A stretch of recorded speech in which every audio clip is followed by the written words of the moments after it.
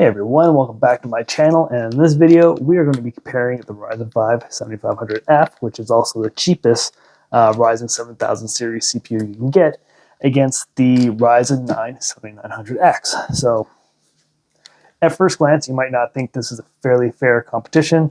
This is only a 6-core 12-thread CPU, whereas this is a 12-core 24-thread CPU. However, after running the benchmarks, the performance is a lot closer than what I was expecting.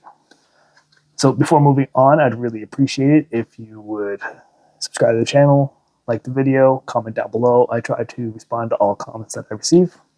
So yeah, this just came in a couple of weeks ago from AliExpress. It's not available in Canada or in the US, I don't believe, or I don't know where else it's available. The easiest place for me to get it was off of AliExpress. It cost about $150 and took about 2 weeks to arrive. And this comes in about $45, $50, unless you can find it on sale, cheaper than the 7600. And these CPUs are almost identical. This is only clocked 100 megahertz lower than the 7600, and it doesn't have integrated graphics. But honestly, you don't really need that. And I would highly recommend considering this CPU if you're considering building a mid-tier or low-end gaming PC, just because you can take that additional $40, $45, $50 that you'd save and buy a better GPU, more RAM, allocate it where it's actually needed. Because when you're building a lower-end system, you don't need the integrated graphics. You're not going to be gaming off this. And it's really not going to come in handy unless it comes down to troubleshooting because you're having issues with something, namely if your GPU is on the fritz. Otherwise, taking that money and getting a better GPU, you would will take you a lot more further than this will, than the integrated graphics will. And one of the things that people might be a little apprehensive about is that if you're compare this to the predecessor, which was the Ryzen 5 5500. That CPU was based on AMD's mobile architecture, so it wasn't as powerful as like the 5600, and it had half the cache, whereas this one is desktop class cores in it, and it has the same amount of cache and everything as the 7600. So it is just a stripped down version of the 7600. No integrated graphics and a slightly lower clock speed. So where this is only has a slightly lower clock speed than the 7600, it has quite a bit slower clock speed than the 7900X.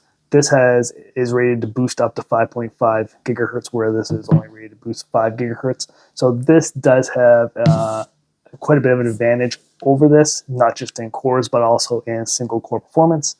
But oddly enough, that doesn't really come into effect, or it really isn't shown in the benchmarks I did. Yes, this does perform well across the board, or better across the board than the 7500F, but 7500F holds its own, and it's a third less, about a third of the cost. So let's get into some benchmarks, and you can make up your own mind. Starting off, we're going to look at the Cinebench R23 benchmark scores, and as you can see, for single core, we're seeing a 10% lower performance out of the 7500F versus 7900X. It's 1769 versus 1974 on the 7900X. This is to be expected considering the 7900X boosts to 5.5 gigahertz, which is about 10% higher than the 7500F's 5 gigahertz. Multi-core, we're seeing 50% lower score, so it's technically half of the performance of the 7900X, which again, to be expected, 12-core, 24-thread CPU versus a 6-core, 12-thread CPU.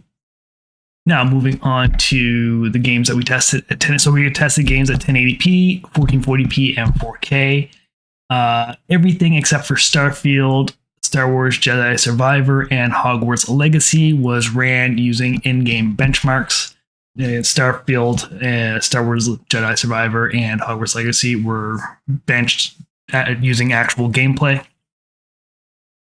And the 4070 Ti is not meant to be a 1080p card. It's a 1440p card. That's a sweet spot. So here we're going to see some pretty high frame rates, and the 7500F in certain instances will struggle to meet those frame rates. Will be about the same sort of performance as the 7900X. And that's because when we get into this sort of resolution, you do become more CPU bound versus GPU bound. But on the flip side, you're still getting incredibly high frame rates. And on the newer side of games for like Starfield, Cyberpunk 2077, Star Wars Jedi Survivor, Hogwarts Legacy, the average is pretty much the same, except for Hogwarts Legacy. We are seeing a 10% lower FPS on the 7500F versus the 7900X. But where, strangely, the biggest, where it struggles the most is the 1% low. So it does seem that there are points in the game where it does become more CPU bound on some instances that are going to decrease the 1% low FPS substantially versus the 7900X. And then when you get into looking at some of the older games, I'm not surprised that we're seeing some bottlenecks across the board. Shadow of the Tomb Raider, Ghost Recon, Far Cry 6. And Forza Motorsport, we are seeing a little bit of a bottleneck on that one. But overall, the sort of bottleneck that we're seeing at 1080p isn't massive. There is a few instances on the 1% low where it is quite big, like the 18%, 20%, 23%, and the 27% on Hogwarts Legacy. But across the board, on the average, it does pretty well.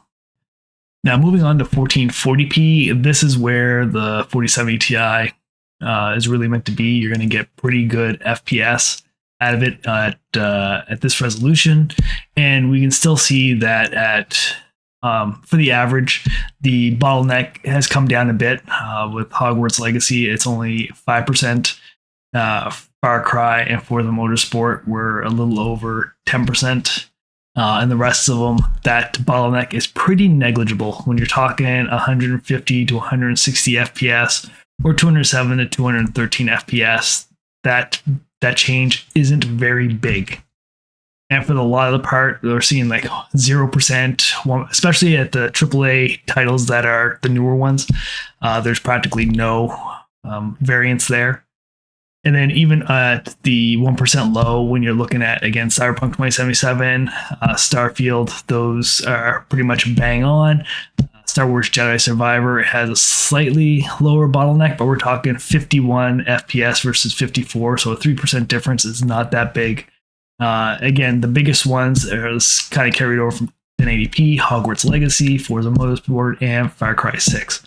However, for the most part, you're still getting incredibly good performance out of this, even with the 1% lows being a little bit lower.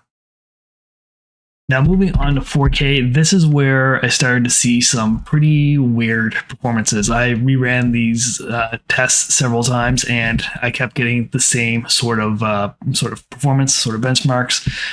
Under the average FPS, not a big difference. It has changed a little bit, but we're still seeing the same culprits like Hogwarts Legacy, Far Cry 6, Forza Motorsport. The average FPS difference is 0. Cyberpunk 2077, oddly enough, kind of got bumped up there, but it was having some trouble in the benchmark, even running. There was a lot of times where there was some pretty big spikes causing the drop. And you can see that when you get to the 1% low, where we have where the bottleneck is really apparent at 4K. Hogwarts Legacy, we're looking at 15%. Cyberpunk 2077, 23%.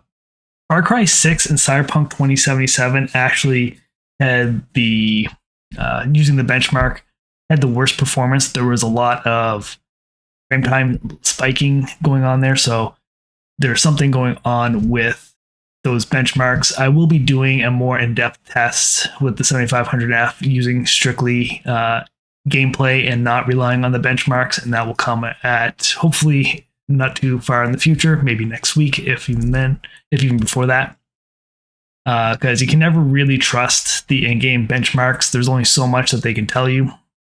But this, for some of the older games, playing at 4K is you're going to get pretty good performance. As you can see for Assassin's Creed Valhalla, Red Dead Redemption 2, Shadow of the Tomb Raider, Ghost Recon Breakpoint, playing those games at 4K, since they're older, they're not as graphically demanding, you can easily play them and get, as you can see, pretty much no difference in FPS between the 7900X and the 7500F, except for the 1% low.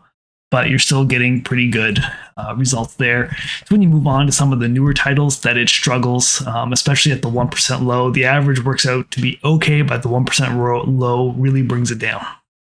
Anyway, if you have any questions, comments, please leave them down below.